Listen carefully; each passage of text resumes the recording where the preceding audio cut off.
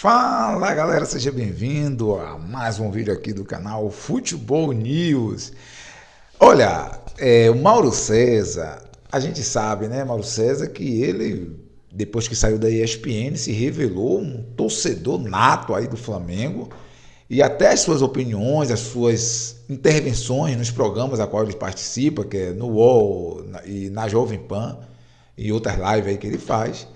Ele meio que. Outro dia ele acusou Danilo Lavieri, da UOL, de fazer uma defesa incondicional ao Botafogo, mas às vezes é ele que faz quando se trata do Flamengo.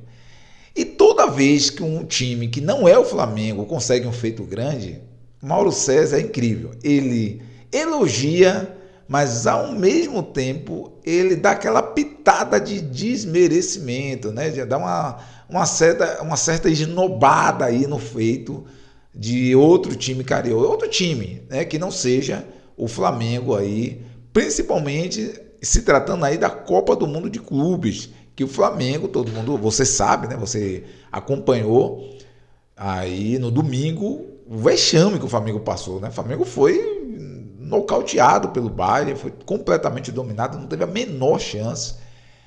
E Mauro César teve que ver o Palmeiras eliminando o Botafogo, passando de fase. O Fluminense, o Fluminense eliminou aí a Inter de Milão, deu 2-0. E agora você vai ver, ele dá um elogio, mas ao mesmo tempo é como se ele dissesse, não foi bem assim não. E aí, logo após, ele vai tomar uma investida aí de Danilo e da garota aí que comenta aí na UOL. Mas vamos ouvir aí o que é que o Mauro César achou aí da classificação do Fluminense para cima do Inter e qual o nível técnico que ele avaliou aí da Inter de Milão.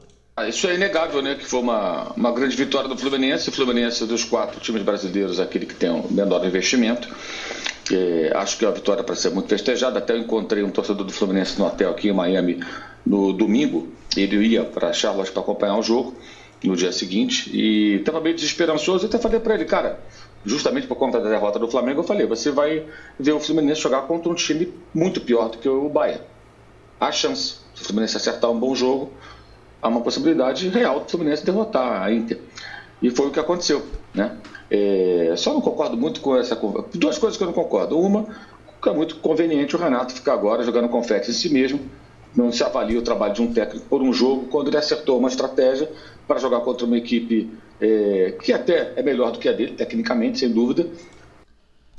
Aí você vê que o Mauro César ele não gosta de Renato Gaúcho.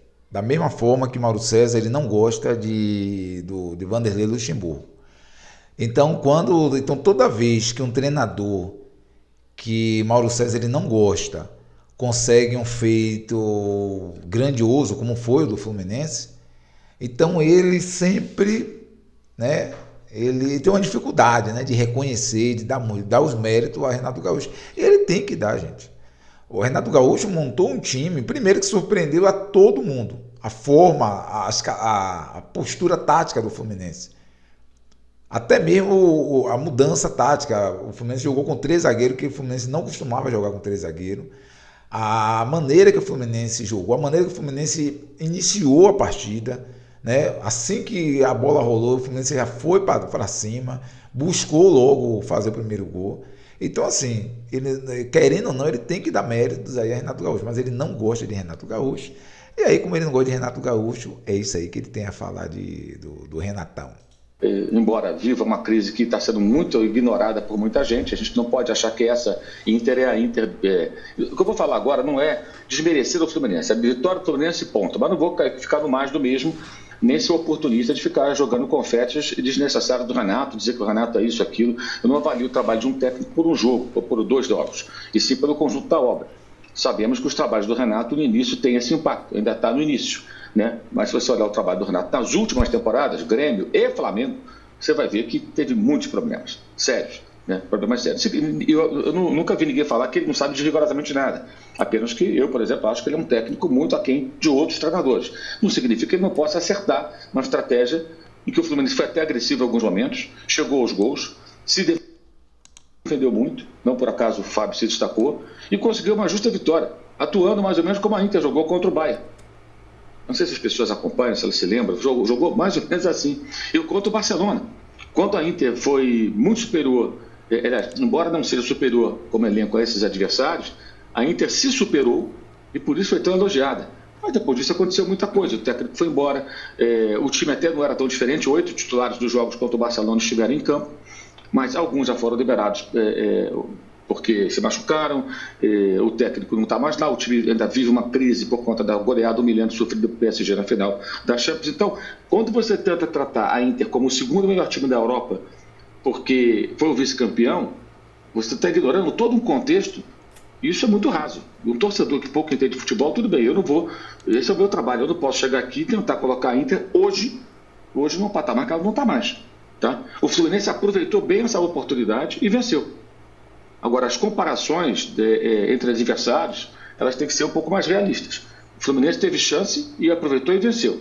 Avançou, parabéns, sensacional. Isso não faz do Renato um técnico melhor do que ele era, sem os problemas que ele apresenta, não em um jogo, uma competição, mas ao longo da carreira, né? E não faz da Inter um time tão bom como foi naquele momento contra o Bayern e contra o Barcelona. Simples assim. Eu poderia chegar aqui e encher a bola do Renato, dizer que ele está na grande fase, que ele se reinventou, eu estaria mentindo. Ou também tentar tratar a Inter num patamar que ela não está mais. Ela não está mais. E por isso houve uma aproximação e houve a possibilidade do Fluminense vencer. Se a Inter estivesse no nível daquela Inter que jogou contra o Bayern e contra o Barcelona, a chance do Fluminense seria muito menor. É uma evidência isso. Embora a forma que o Fluminense jogou ontem se assemelhe muito à forma como a Inter eliminou essas duas equipes. Com menos posse de bola, 28% de posse de bola contra o Barcelona, por exemplo. Comentei esse jogo na ocasião e me lembro bem desse número.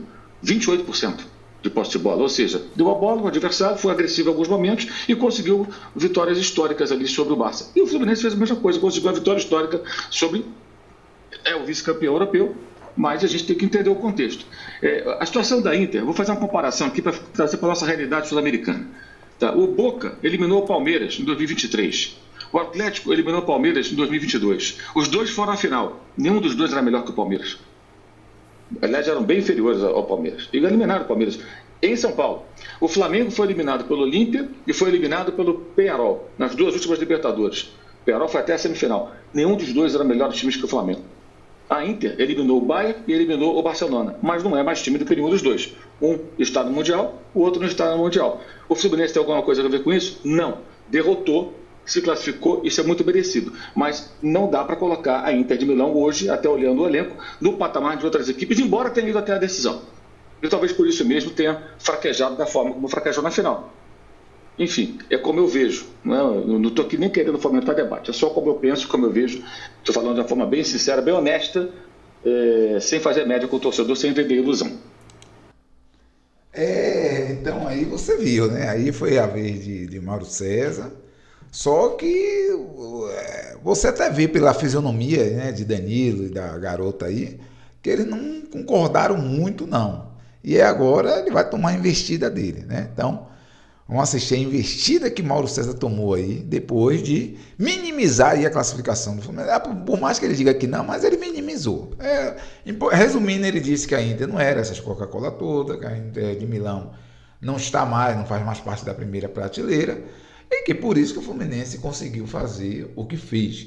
Tanto é que ele disse que se a Inter jogasse na intensidade que jogou contra o Benfica e contra o Benfica não, contra o Bayern, que ganhou, né, na Champions, e contra o Barcelona, que a Inter também eliminou o Barcelona, e que aí o Fluminense praticamente não teria chance.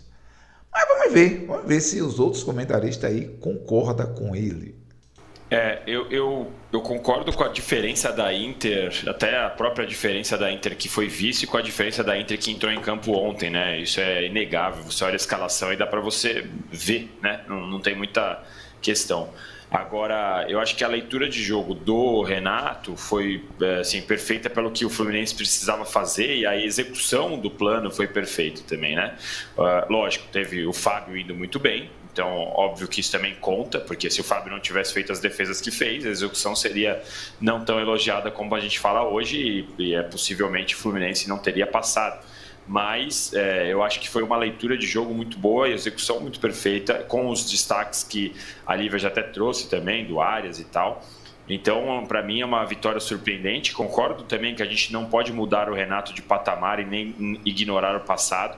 Basta lembrar do Grêmio dele, que tomava 50 gols por jogo. Mas é uma vitória marcante.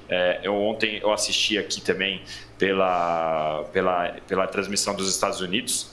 E a cada 5 minutos o narrador falava: vamos lembrar que esse treinador aí, ele tem uma estátua fora de um estádio lá no Brasil, ele é lendário no Brasil e tal. Então, esse tipo de vitória alimenta essa imagem do Renato. E o Renato, ele estava calmo até então, né? Ele estava evitando esse tipo de discurso. E agora ele, acho que soltou, saiu da casinha. Porque até então ele estava quietinho, estava mansinho ali, não estava aquele Renato que a gente já via nas coletivas. Aí ontem voltou, né? Não preciso dar explicação tática para vocês, eu entendo muito, mas aí é mais o folclore, é mais a imagem dele, ele está surfando uma onda que no final ele, o Fluminense, podem surfar um pouquinho, aí cabe a gente aqui a filtrar até que ponto a gente cai nessa ou não. E depois até o Neto deu umas cutucadas aí para o Mauro César. Vamos ouvir aí a cutucada, aí a indireta que o Neto mandou aí para o Mauro César Pereira. Chupando o dedo para não dizer chupando o cotovelo, diga-se de passagem, chegaram do Rio de Janeiro hoje, sem ninguém pelo, diga-se de passagem, para não dizer chupando Flamengo. Aonde nunca, quem que nós falamos aqui? Flamengo. Aonde o Flamengo tá? Chupando o dedo para não dizer chupando o cotovelo, diga-se de passagem, chegaram do Rio de Janeiro hoje, sem ninguém, sem nada, e tá o Renato Gaúcho lá dando entrevista, irmão. Que por sinal eu toco com ele do Fluminense. Pode tocar ele do Fluminense. Aí eu tenho que cortar por causa do hino, senão vai dar direitos autorais aí, vai flopar aí o vídeo. Então é isso, né? Então, mérito mesmo do Fluminense. Lógico que quando você vai analisar o contexto, a gente vai ver que algumas coisas facilitaram a vida do Fluminense, porém, não há nada do que minimizar da atuação do Fluminense. A atuação do Fluminense foi no limite, foi no máximo, foi o melhor que eles poderiam fazer. Agora, lógico que a Inter de Milão não julgou aquilo que se esperava dela, aquilo que eles têm capacidade de jogar e que eles já demonstraram contra adversários até muito mais poderosos, mas aí é problema da Inter de Milão. Muito obrigado por assistir até aqui. Eu quero a sua opinião. Comenta aí o que é que você achou, tá bom? Coloca aí nos comentários. Um forte abraço e até o próximo vídeo.